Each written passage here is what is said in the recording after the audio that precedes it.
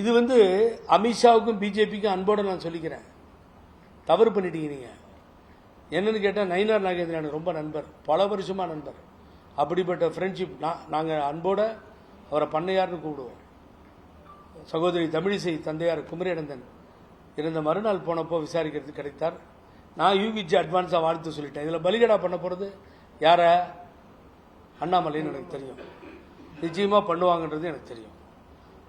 ஆகவே ஒரு வார்த்தை சொல்லிட்டு வந்தால் அதே மாதிரி பண்ணிட்டாங்க. அண்ணாமலைக்கு புரியல. ஏன்னா பாவம் ஏங்க, ஒரு பிரைம் மினிஸ்டர் ஸ்டேஜில் எல்லாம் உட்காந்துருக்கும் பொழுது அவர் பேரை சொல்லி முடிச்சிட்ட பின்னாடி அண்ணாமலைனா ஜோராக கை தட்டுறோம். இந்த மாநாடு பந்தல் பூரா அது எப்படி ஒத்துக்குவாங்க பக்கத்தில் இருக்க லீடர்ஸ்? அவருக்கு புரியல.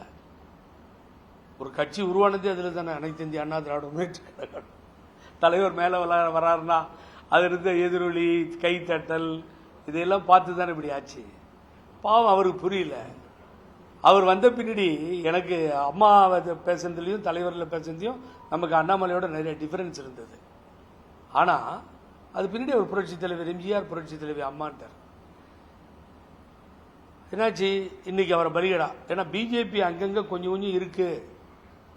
அது 11% வாங்கினது நிஜமா போய் என்னை பொறுத்த வரைக்கும் என்கிட்ட வேற கால்குலேஷன் இருக்கு.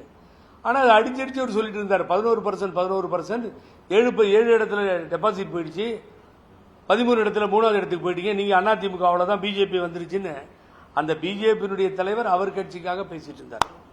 ஆட்சிக்கு வருவோன்னு சொன்னார். சீட் ஷேரிங்ல பிரச்சனையாகும், கூட்டணியே வேண்டான்னு சொன்னார். ஒரு தைரியமா பேசுறதுக்கு அங்க ஆள் இருந்தது. அதை நயினார் நாகேந்திரன் கூட ஒத்துக்கிட்டு இருக்காரு. அவரை மாதிரி பேச முடியாது, அது கஷ்டம் அப்படின்னு சொல்லி. ஆகவே அவரை காலி பண்றாங்க. இப்ப பழனிசாமியுடைய ஆட்கள் நாங்க சொன்னதால தான் இவரை யார அண்ணாமலை எடுத்துட்டாங்க. பாத்தீங்களா என்ன நடந்ததுன்னு? நீங்க பாத்தீங்களா, கவனிச்சிங்களா அப்படின்னு மீசியை திருப்பிக்கிறாங்க. எங்க பிஜேபிக்கு நான் கேட்கிறேன், அது உண்மையான்னு தெளிவுபடுத்துங்க. 14 ஸ்டேட்ல இந்தியா பூரா இருக்கீங்களே, யாரோ ஒரு நிரந்தரம் இல்லாத பொதுச் செயலாளர் பேரை வச்சு ஏமாத்துற பேர் வழி அவரு சொன்னார்ன்றதுக்காக ஒரு தலைவரை காலி பண்றீங்க. தலைவரை காலி பண்றீங்களா? அதுக்காக நீங்க என்னங்க நியாயம்? நான் ஒன்றும் வக்காலத்து வாங்கி பேசல. அதனால இது சரியில்லாத ஒரு கூட்டணி, சரியில்லாத ஒரு முடிவு. இது வேலைக்காகாது. இன்னொரு அம்மா வீட்டில் உட்காந்துட்டு வெளியிலே வராது. அது இன்னமும் நினைச்சிட்டு இருக்கு. புரட்சி தலைவிக்கு அடுத்தது நான் சேர்த்து வைக்கிறேன், நான் சேர்த்து வச்சிருவேன் 26ல் அம்மா ஆட்சி வந்துடும், நீங்களாம் கவலைப்படாதீங்க அப்படின்ட்டு உள்ள போயிடும். அப்புறம் 26 முடிஞ்சு 31லையும் இதே டைலாக் போகும். என்ன பண்ணிருக்கீங்க நீங்க சொல்லுங்க? நாங்களாவது கடிதம் எழுதணும், அப்ரோச் பண்ணோம், யாரும் கேட்கல. அதுக்கு பின்னாடி நீங்க சொல்லுங்க பார்ப்போம். எவ்வளவு வேதனையா இருக்கும் சார். சைலண்டா முதல்ல இன்னும் ரொம்ப ஆர்வமாகவும் எழுச்சியாகவும் கொடி பிடிச்சு போராட்டம் பண்ணி ஏதோ பண்ண மாதிரியும் அதை தானே இப்படி அடிச்சுட்டு வெளியில வந்துட்டோம். தப்பு சார், மன்னிச்சிருங்க சார். நான் தவறு பண்ணிட்டேன் சார், நான் தப்பு பண்ணிட்டேன் சார். தப்பு அம்மாவால் அடையாளம் காட்ட இதே சேலத்தில் நடந்த மண்டபத்தில் ஏறி எங்க அண்ணன் தான் தலைமை தாங்குவார் இந்த கூட்டணிக்கு அப்படின்னு சொன்னேன் சார். வருங்கால முதலமைச்சர் ஓபிஎஸ் தான் சொன்னேன் சார். இவ்வளவும் பாராட்டி பேசணும் சார். பின்னாடி தான் தெரிஞ்சது சார் அவர் பிஜேபியில் இருக்கிறாருன்னு சொல்லி. அப்பயே வெளியே வந்துச்சு, மன்னிச்சு. அவர் போய் தனியா ராமநாதபுரத்தில் நின்னதான் அவருக்கு எனக்கு ஏற்பட்ட தகராறு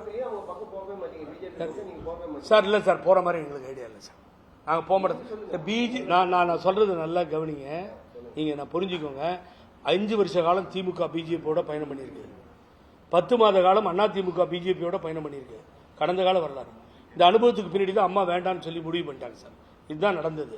இப்ப நான் என்ன சொல்றேன், புகழேந்தியே விட்டுருங்க. வேணாம் வேணாம் வேணாம் வேணாம் வேணாம் வேணாம், தீ குளிச்சிருவேன், செத்து போயிடுவேன், இந்த கட்சியோட கூட்டணி இல்லைன்னு சொல்லி இவங்க ஏன் சார் மாறுறாங்க? நான் இல்ல சார், நான் புகழ சார் இல்ல எனது அம்மா தாய் புரட்சி தலைவி அம்மா அவர்கள் கூறியபடி நான் பிஜேபியோட எந்த தொடர்பும் வச்சுக்க மாட்டேன். செய்திகளை உடனுக்குடன் தெரிந்து கொள்ள உடனே சப்ஸ்கிரைப் பண்ணுங்க.